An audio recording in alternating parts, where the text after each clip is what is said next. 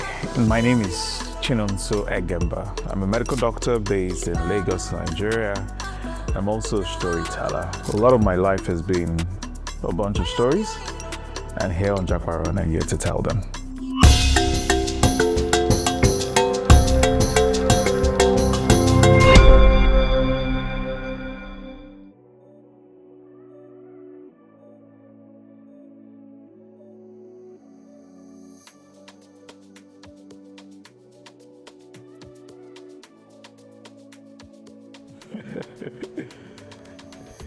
I'd say, funny enough, I wasn't even planning on being a doctor. Growing up, I had wanted to be in the arts for some reason. I remember telling my mom that I was going to be a musical artist, and she wound her hand over her head and said, "Over my dead body." And I think I understand why. One of the reasons were during the time when I was growing up, musical artists were not seen as successful people. And the only successful people were doctors, lawyers, engineers, pilots, and the rest, And for some reason, I seemed to do well at school. So getting into school, being in science class, almost done with science class, it just felt like, I just put medicine in it. I think another thing that influenced my choice of medicine was there's a book that my father had growing up, and it's the title of the book. It was quite a bulky book, and the title of the book was Where There Is No Doctor. One of the reasons I loved that book was it made healthcare as accessible as possible. So tips, tricks, what to do, how to understand your body. I know that part of what it did was to help me understand puberty, especially while I was at that age. And going into university, I think it just made sense that I should be a doctor.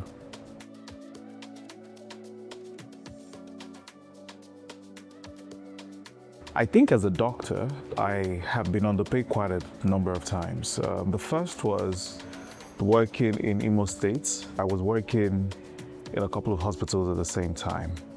Another thing that happened was when I came to Lagos, I think I moved back to Lagos for greener pastures, so to speak, because it felt like the way I was living my life in the southeastern part of the country wasn't entirely where I wanted my mind to be. And so when I came to Lagos, I was working 3 jobs.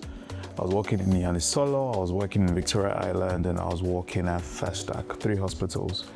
I was basically working round the clock, 8 to 8, then the weekends, and living off my backpack. But I knew that there was something I needed to do in my life, not necessarily because I was motivated by money, but simply because at some point the work was routine. I was doing the same thing over and over again, and it felt like I wasn't making a dent in the problem. And I decided to start Aproko Doctor fully. Not necessarily because it was a way out of poverty, but simply because I felt like there was a problem that needed to be solved, and storytelling was going to solve that problem.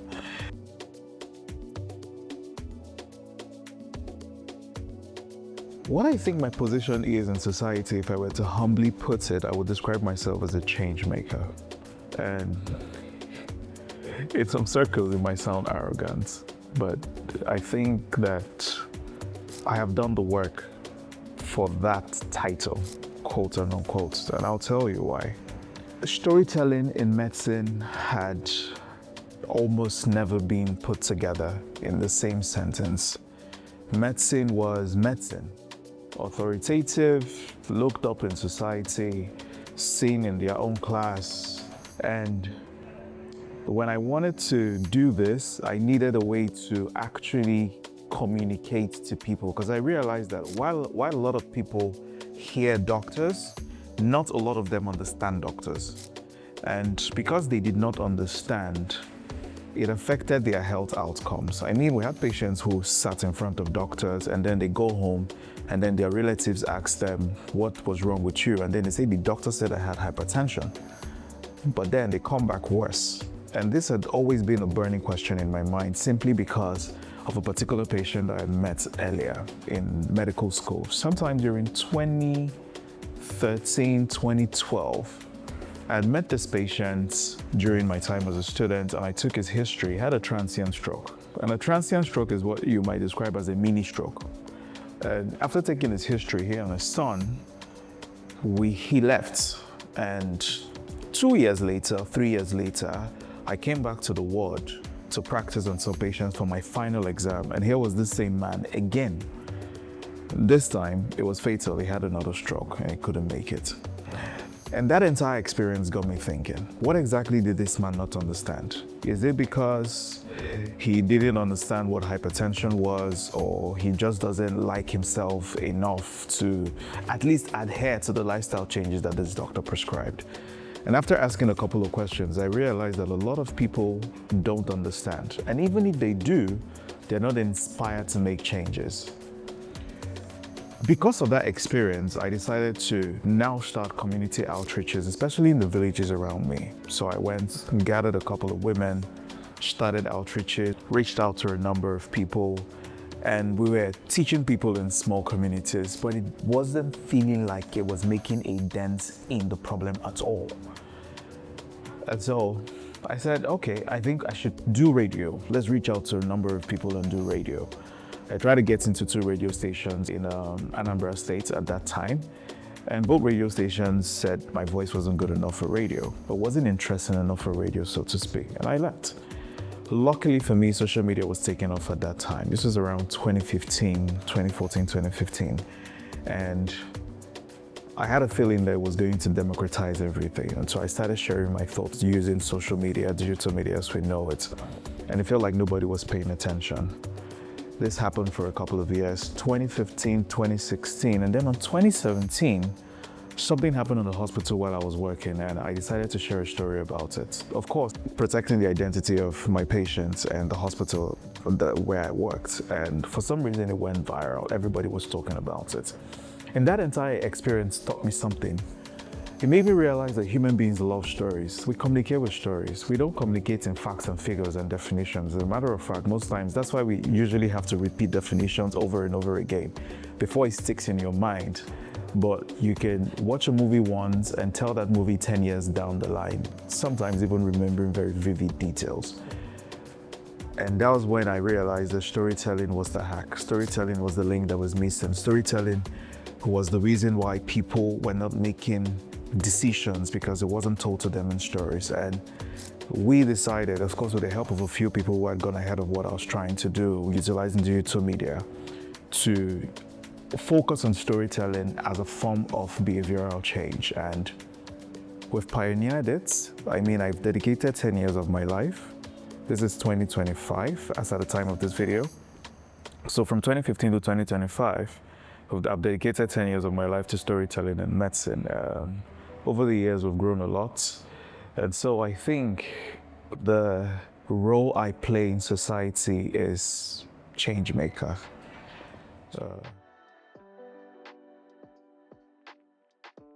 I think the point I knew I was a change maker in society was when the videos we made and information we shared started to really influence the actions of everyday people on the streets. People started to see what was possible with storytelling. And this is also on the professional side. And that's because when I started, it wasn't easy. It wasn't easy because when we started this style of communication, there was resistance. There was resistance not just from the public, but resistance from even conventional medical doctors, and I quite understand why, because we started to get feedback like, why is he speaking that way? Why are you talking this way? This is not reflective of the profession, you know, the noble profession, which is medicine. Another thing that happened was, I think many times I even got articles written about me, negatively. Funny enough, you know, why doctors should spend more time in the consulting room than on social media. And this was because, you know, people started to pay attention. And one particular day, I was walking down the road and someone told me that, look, your video on your, you know, thread on epilepsy saved someone in far as Onitsha. And I was like, how? I was like, okay, this person was having a seizure and they wanted to put something in his mouth. And people said, no, Aproko Doctor said he shouldn't put anything in the mouth of somebody who was having a seizure. And while it might look like funny videos online, they were influencing the actions of people. And not just influencing the actions of people, but influencing the actions of people for better. Because I believe that health is wealth. But health is not just health in itself. The health has a couple of other things. Aside from the services, there's also information.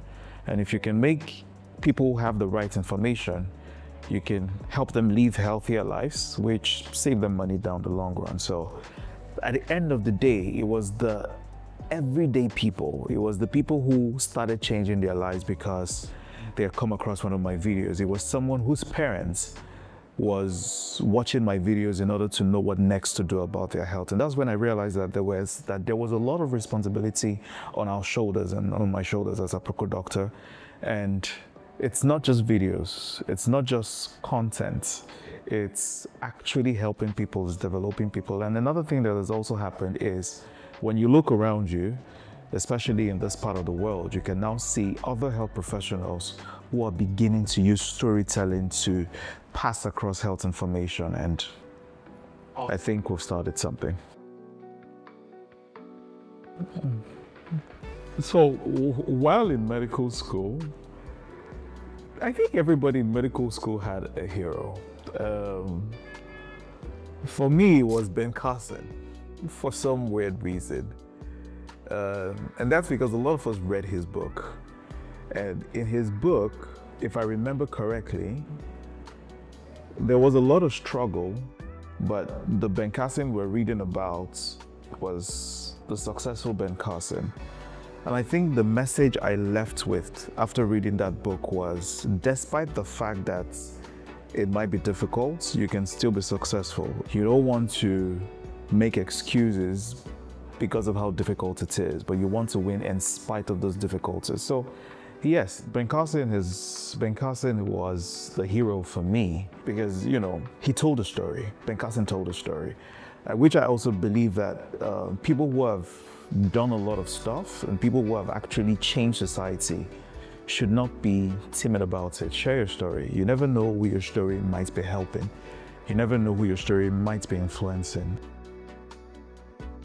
Just I and my friends at that time were still deciding on what name we're going to use. We wanted a name that was going to also grab attention, at the same time pass across the messaging. There was Aproko Doctor, there was Aproko Doctor, but I think Aproko Doctor won because it was Aproko, it was a style I was using. We're speaking the Nigerian speak, you know, and the funny thing about the Nigerian speak was it was playful jests. You know, people who did not grow up that way might find it a little bit revolting, you know. And yeah, in the very early days, I got a lot of backlash.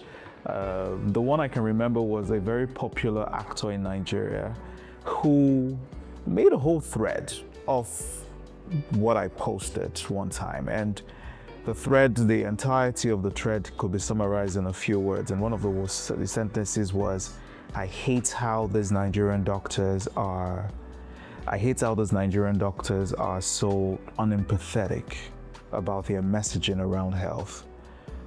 And I was moved to respond to that because it showed that she grew up in a different culture than where I grew up from. And the culture that I grew up from, we speak in playful jests, we yab ourselves, but to pass the information across.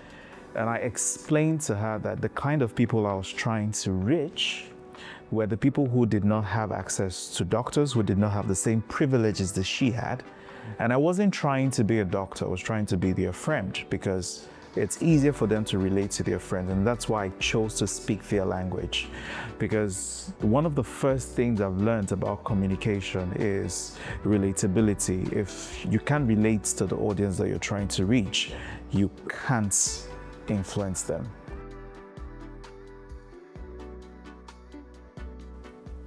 I think one thing I'll tell anybody who's using social media is to understand that there is a place for responsibility.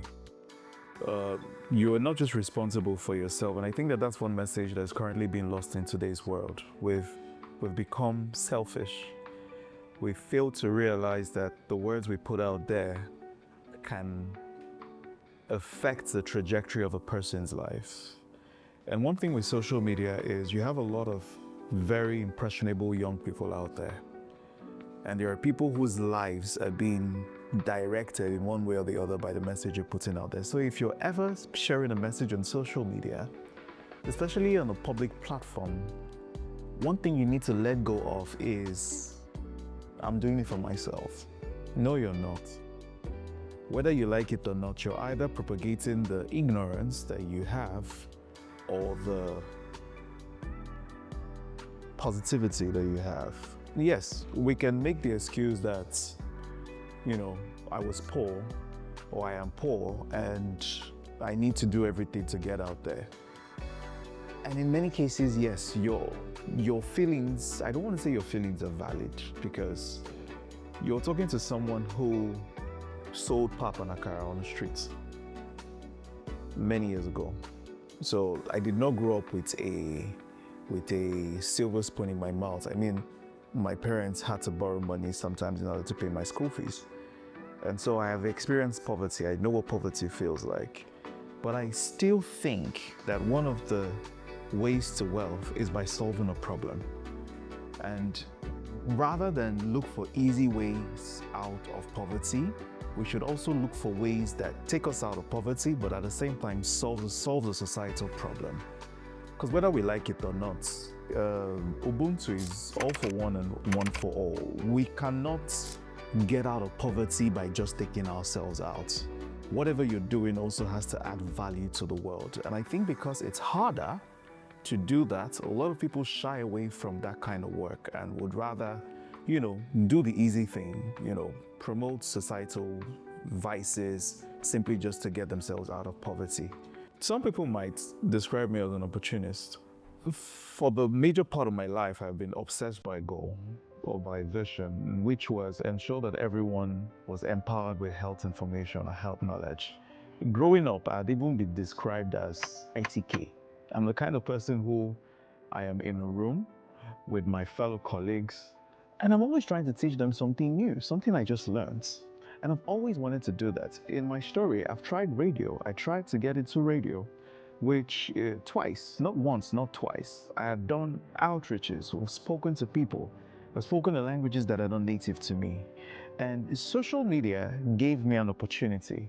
So yes, did I take advantage of the opportunity that social media gave me? Yes, I did. If that's what you're using to describe me as an opportunist, it's a good opportunity. Who wouldn't take advantage of that?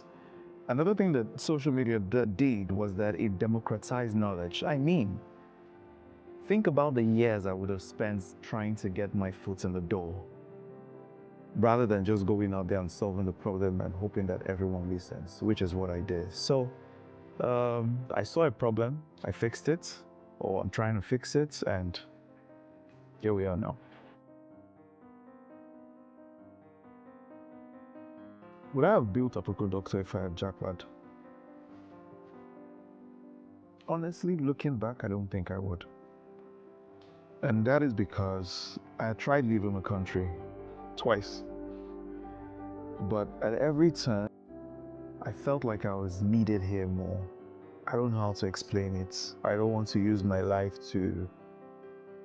as a standard for other people's lives. Because if you feel the need to live. But for me, I was just not at peace. Secondly, I felt like my skills would have been wasted outside Nigeria.